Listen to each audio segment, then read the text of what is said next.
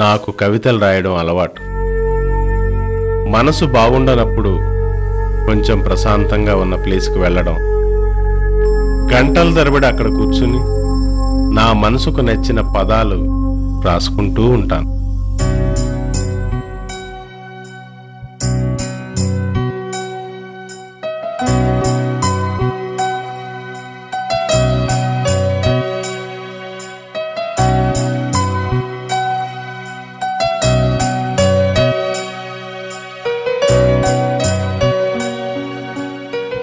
ఏం సుధా, ఎక్కడి నుంచి వస్తున్నావు?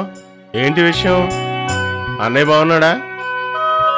ఈ మధ్య అసలు కనిపించట్లేదు. ఊళ్ళో లేడా? ఉన్నాడు సార్. మీరిచ్చిన క్లాస్తో రాత్రి పగలు బుక్స్ వదలటం లేదు. ఇంకేంటి సంగతులు? ఏమన్నా పని మీద వచ్చావా? అవును సార్, మీ గురించే. నా గురించా? ఏమిటి విషయం? తన పేరు రాధ సార్. నమస్తే సార్. సార్, మీ గురించి అన్న ఎప్పుడు ఇంట్లో చెప్తూ ఉంటారు. మీరు మ్యాథ్స్ చాలా సింపుల్గా చెప్తారని. పాపం, ఇది ట్యూషన్ కూడా పట్టించుకోలేదు. వీళ్ళు చాలా పూర్ సార్. 10 డేస్లో ఎగ్జామ్స్. కాస్త మీ ట్యూషన్ చెప్తారని మీ దగ్గర తీసుకొచ్చాను. మీరు కాదనకుండా ట్యూషన్ చెప్తారా సార్? ట్యూషన్ చెప్పండి సార్ ప్లీజ్. చాలా ఆశగా వచ్చాము. మీ గురించి చాలా బిల్డప్ ఇచ్చాను సార్. ఇప్పుడు మీరు కాదంటే ఇది నన్ను చంపేస్తుంది. Please sir, please కాదనకండి. 10 రోజుల్లో నేనేం చెప్తాను? ఆ అమ్మాయి ఏం నేర్చుకుంటుంది? అమ్మో, నన్ను నిరికించుకో, వదిలే. అన్ని సబ్జెక్టులో తనకేం భయం లేదు సార్. ఓన్లీ మ్యాథ్స్లోనే కొంచెం తటపటాయిస్తుంది. Only maths sir. Please sir, please. ఏంటి సార్ మాట్లాడరు? చెప్పరా? ఏం మాట్లాడను? అంతా నువ్వే మాట్లాడుతున్నావు. అవసరమైన అమ్మాయి అడగాలిగా. మాట్లాడవే, అడుగు. సార్ని రిక్వెస్ట్ చెయ్యి. ఛాన్స్ వదులుకున్నావో అంతే.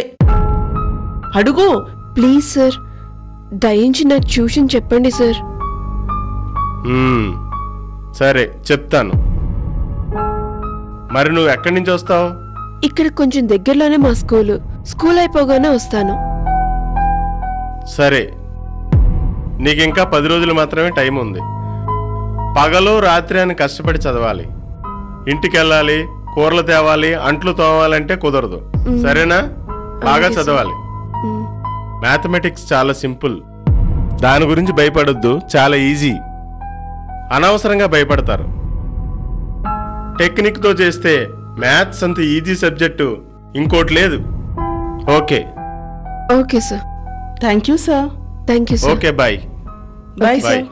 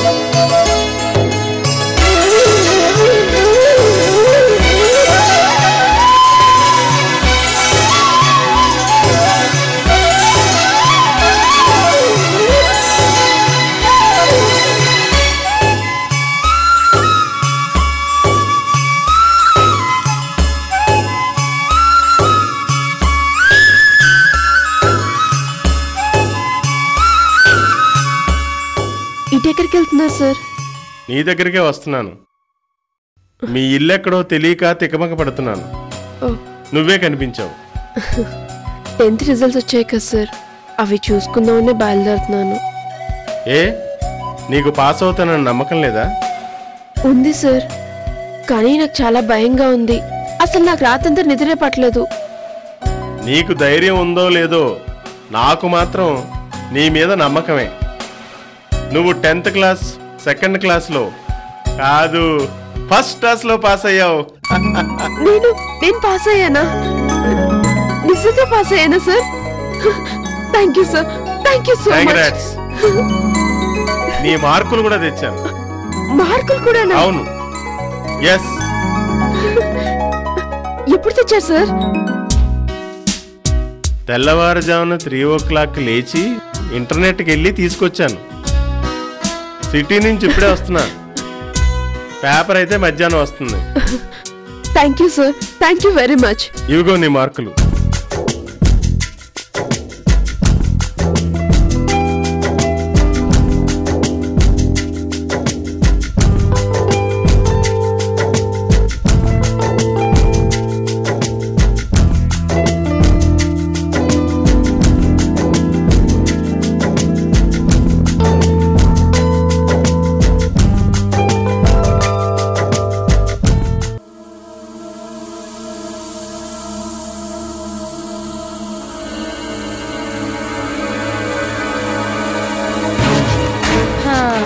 అలా కూర్చుని ఆలోచిస్తే అవుతుందా?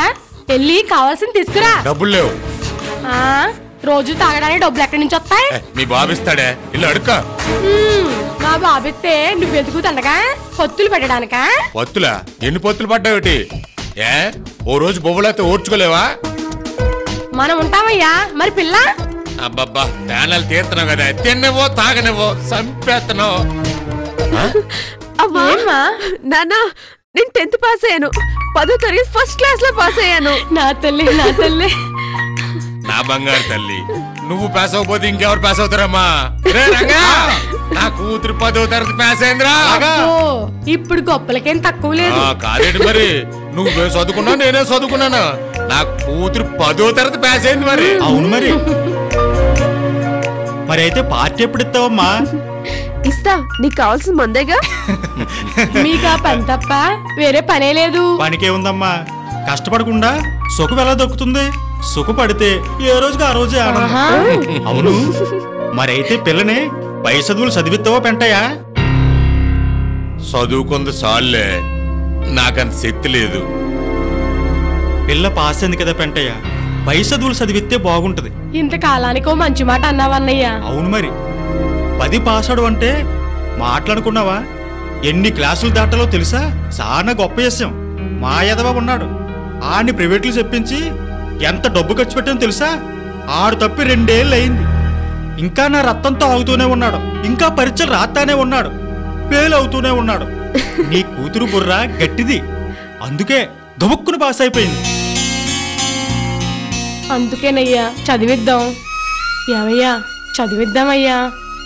నాకు చదివిద్దామనే ఉందే, కానీ మన పరిస్థితి ఎలా ఉంటే ఏం చదివిస్తాం? అయినా మీ తమ్ముడు వెంకీకి దీని నుంచి పెళ్లి చేద్దాం అనుకున్నాం కదా. మళ్ళీ ఆడేమన్నా అనుకుంటే మాట వస్తుంది. అనుకున్నదే అనుకున్నట్టు చేసేద్దామే. ఆడుతూ నేను మాట్లాడతానయ్యా. ఆ నొప్పిచ్చే బాధ్యత నాది. ముందు నీకు ఇష్టమా కాదా చెప్పు.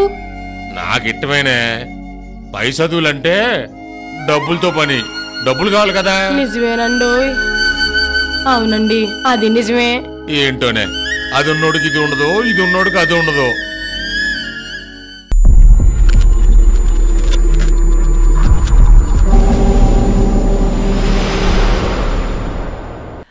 హాయ్ వ్యూవర్స్, విండ్ చైమ్స్ అంటే మ్రోగే చిరుగంటలు. ఇవి ఇంట్లో పెట్టుకుంటే మనిషికి అదృష్టం మారుతుందా? అసలు నిజంగా ఇవి అదృష్టాన్ని కలుగజేస్తాయా? అదృష్టాన్ని తెచ్చిపెట్టే వస్తువులు అంటూ కొన్ని ఉంటాయంటే మీరు నమ్ముతారా? అసలు ఇవి నిజంగానే మన జీవితంపై ప్రభావం చూపుతాయా? ఎందుకు ఈ విండ్ చైమ్స్ అదృష్టానికి సంకేతంగా భావిస్తారు?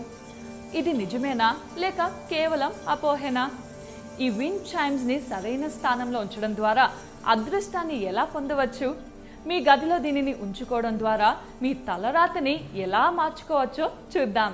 అసలు ఈ విండ్ చైమ్స్ మనిషి అదృష్టాన్ని ఎలా ప్రభావితం చేస్తాయో తెలుసుకునే ముందు అన్వీల్ ఫ్యాక్ట్స్ ఛానల్ని ఇప్పుడే సబ్స్క్రైబ్ చేసుకోండి. అలాగే మరిన్ని లేటెస్ట్ వీడియోస్ కోసం డిస్క్రిప్షన్లో ఉన్న లింక్ని క్లిక్ చేసి మా ఛానల్ని ఇప్పుడే సబ్స్క్రైబ్ చేసుకోండి. మన జీవితం అనేక విషయాలపై ఆధారపడి ఉంటుంది. కొన్ని వస్తువులు మనకి ఆనందాన్ని కలిగిస్తే మరికొన్ని దుఃఖాన్ని కలిగిస్తాయి. అలాంటి వాటిల్లో ఈ విండ్ చైమ్స్ ఒకటి. ఫెంగ్ చూయి ప్రకారం విండ్ చైమ్స్ లో ఉన్న రాడ్ల సంఖ్య కూడా పరిగణంలోకి తీసుకోవాలి. రాడ్ల సంఖ్య 5 ఉంటే ఆరోగ్యానికి, 7 ఉంటే అదృష్టాన్ని తెస్తుందట. ఇవే కాకుండా 6, 7, 8, 9 సంఖ్యల్లో ఉన్న రాడ్లు ఉన్న విండ్ చైమ్స్ కూడా అదృష్టానికి సంకేతం. ఎవరి కుటుంబంలో అయినా కుటుంబ కలహాలు ఉంటే ఆ కుటుంబంలో వెంటనే 2 లేదా 3 రాడ్ల గల విండ్ చైమ్స్ని కొనుక్కొని ఇంట్లో పెట్టుకుంటే ఇల్లు ప్రశాంతంగా ఉంటుంది. అయితే వీటిని ఎక్కడ వేలాడదీయాలో తెలుసా? అసలైతే వీటిని ఇంటి గుమ్మంలో వేలాడదీయాలి. ఒకవేళ ఇంటి లోపల పెట్టుకుంటే కనుక ఆ ప్రదేశానికి ఎక్కువ గాలి, వెలుతురు తగిలేలా చూసుకోవాలి. దీని వలన గాలి వేసినప్పుడు వీటికున్న చిరుగంటలు మోగుతాయి. మీరు ఆరోగ్యంగా ఉండాలి అనుకుంటున్నారా? అయితే వీటిని ఆఫీస్లో లేదా ఇంట్లో 3 ద్వారాల కూడలిలో పెట్టుకుంటే ఎటువంటి వ్యాధులు ఉండవు. 6 రాడ్లున్న విండ్ చైమ్స్ మన ఇంట్లో పెట్టుకుంటే నెగిటివ్ ఎనర్జీని తరిమివేసి ఆ ప్రదేశాన్ని పాజిటివ్ ఎనర్జీతో నింపుతుంది. ఇది విరిగినా లేదా దీనిలో నుండి వచ్చే శబ్దం తేడా అనిపించినా విండ్ చైమ్స్ని వెంటనే తీసేయాలి. ఫెంగ్ షూయ్ ప్రకారం పాడైన విండ్ చైమ్స్ మంచి కంటే చెడుని కలిగిస్తాయి. అందువల్ల ఏ మాత్రం తేడా కనిపించినా దీనిని వెంటనే ఇంట్లో నుంచి తీసి పారేయాలి. సో ఈ విండ్ చైమ్స్ యొక్క ప్రయోజనాల గురించి తెలుసుకున్నారు కదా. ఈ వీడియో మీకు నచ్చినట్టయితే లైక్ చేయండి, షేర్ చేయండి. మరిన్ని అప్డేట్స్ కోసం మా ఛానల్ని ఇప్పుడే సబ్స్క్రైబ్ చేయండి. వాళ్లకు ముద్ద దిగదు. మనం వాటర్ తాగినట్లు వాళ్ళు పాము విషం త్రాగుతారు. ఎందుకలా అంటే మా వంశ ఆచారం, మేము చిన్నతనం నుండి విషం తింటున్నాము, త్రాగుతున్నాము అంటూ చెప్పుకొస్తారట అక్కడ మనుషులు. వామ్మో, వీళ్ళు